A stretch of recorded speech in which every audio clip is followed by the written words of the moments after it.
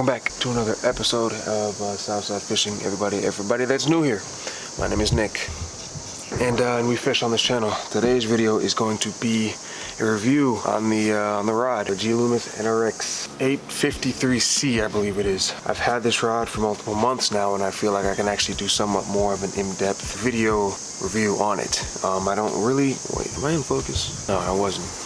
Whatever. Now that I've had it and fished with it and caught a lot of fish on it, I feel like I could definitely do a more in-depth review on the rod. That's what I'm trying to say. So that's what today's video is, an in-depth review on the rod. I think I'm going to do a review, an initial review on the Shimano Metanium that I have, that I just picked up. Haven't got a fish on it, but I've casted it a lot of times, flipped with it, skipped with it, and I just want to tell you a little bit of my initial thoughts, but that's going to be for a different video. Before we even, talk about the rod, I got some things I got to do. I got one thing I got to do, actually. Let's ship out the giveaway winner's rod. You see it right there. Got all the stuff right there. I got to pack it up in that box real quick and ship it out. Yeah.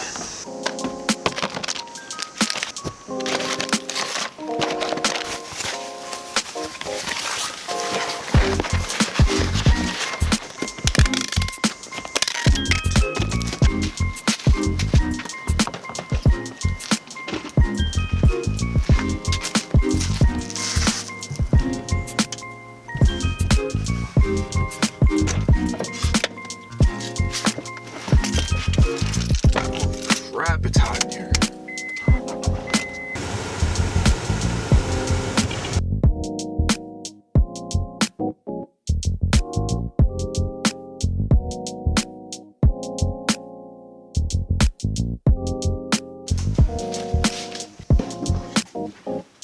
Alright, so if it looks like I changed my outfit, well I did. It's actually multiple days later than when I shot that first part of the video.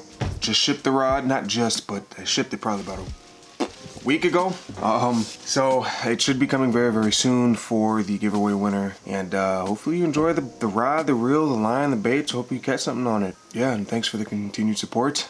I'm back, by the way. I've been gone for a while. I'm not done. I'm still uploading. I'm still here. Basically, it's going to be an in-depth review on the Loomis NRX. Features that it has, its strong points, its downsides, what I like about it, what I don't like about it. It's going to be a 100% true to you review. I'm not sugarcoating it. Obviously, I'm not sponsored by Loomis, so I have no reason to talk good about it unless it impressed me in any way. So for those of you who don't know what this rod is, it's basically the most sensitive rod that you can get on the American market. So that's excluding JDM. And because of that, it comes in at a hefty price point. They were anywhere from brand new, 500 to 600 bucks, 650 bucks, depending on where you get it from or what model you get. Some of the models cost more than others. So this one that I got was $550 normal price. I actually didn't pay that for it. I paid a little bit less for it. So before you start tearing me apart in the comments, do I think it's worth $550?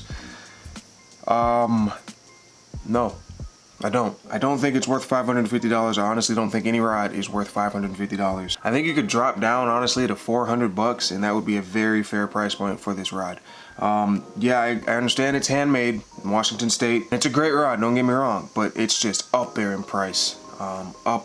They do give you, however, their own little custom Loomis rod sleeve. Let me give you that custom little Loomis rod sleeve. It's kind of cool. Doesn't really protect the rod any, except for getting it, like protecting it from scrapes, because I mean if you step on this, I mean it's thin fabric, so it's, do with that what you will. But I guess we'll start off with the things that I like about this rod. Actually no, before I get into that, we're gonna get into the specs of it. So I have the 853C JWR, so that's a 7'1" medium heavy jig and worm rod, basically meant for jigs and worms. But I have found that this can throw more than just jigs and worms. I've thrown chatterbaits, swim jigs on it. I have thrown obviously Texas rigs on it and then jigs.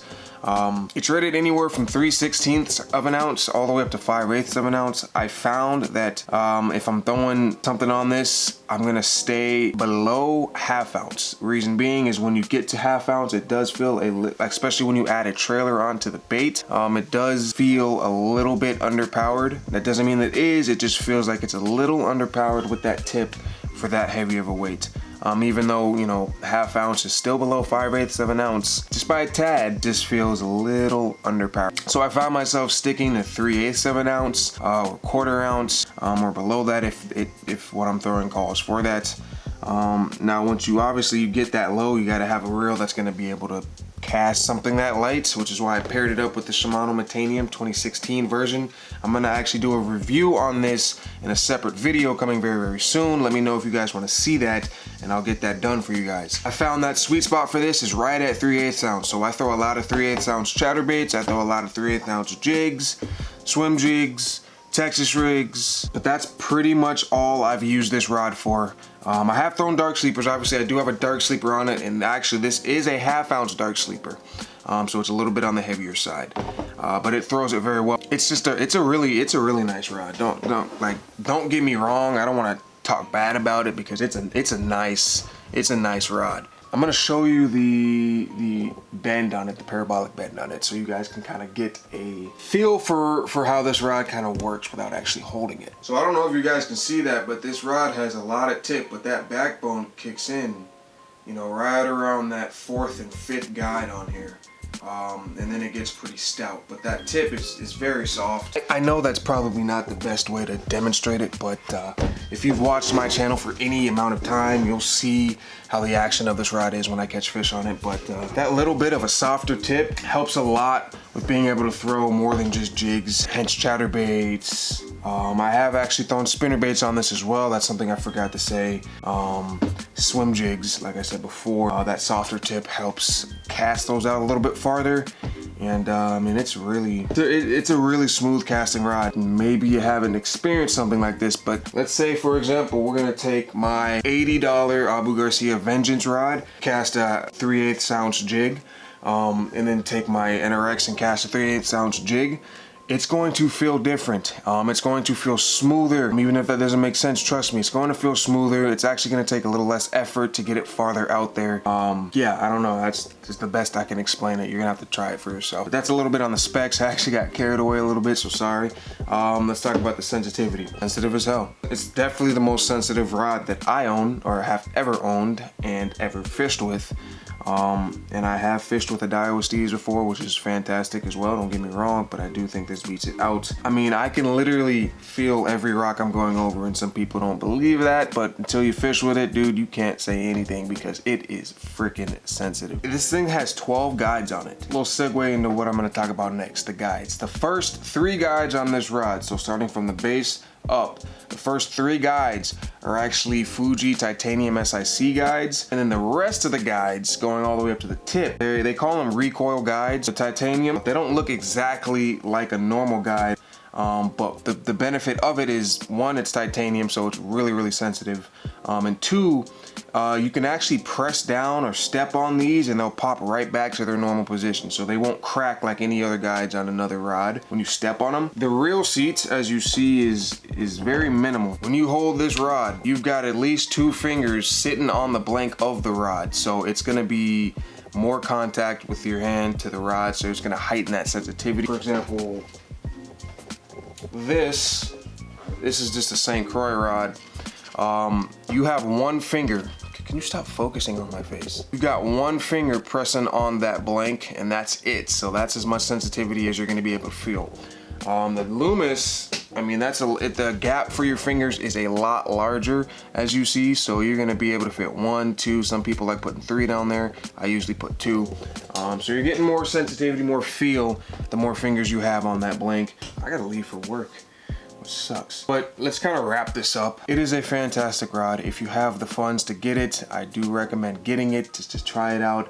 If you don't have the $550 that this freaking thing costs, and you want something that's very similar, you can step down to a GLX, which is another G Loomis rod that's 4 something in that $400 price range. It's still expensive, but it's a lot, I mean, it's more affordable than the NRX. That and sensitivity is very close. Build quality is right on par. Fantastic warranty again.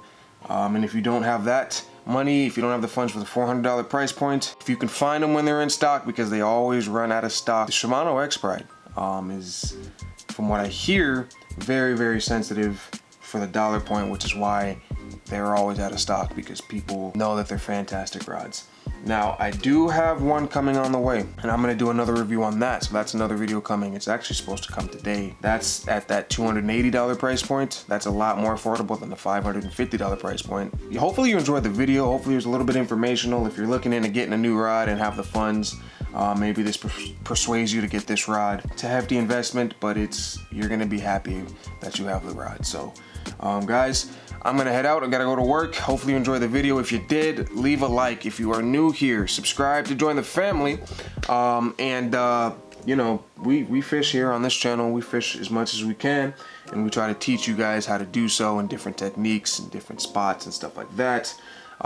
We also sell merch. I don't really plug my merch a lot. I feel like I should, because I've worked pretty hard. It's not the old merch that you've seen in the previous videos. I did a complete rehaul, complete redesign on it, all new designs. I'll link it in the very top of the description, guys. Go check it out. It helps support what I do on this channel, and it helps you catch more fish if you're wearing the merch. And also, you wear the merch, you drip. That's just how it is. So, guys, I'm heading out. Thank you for watching. I love you guys so much.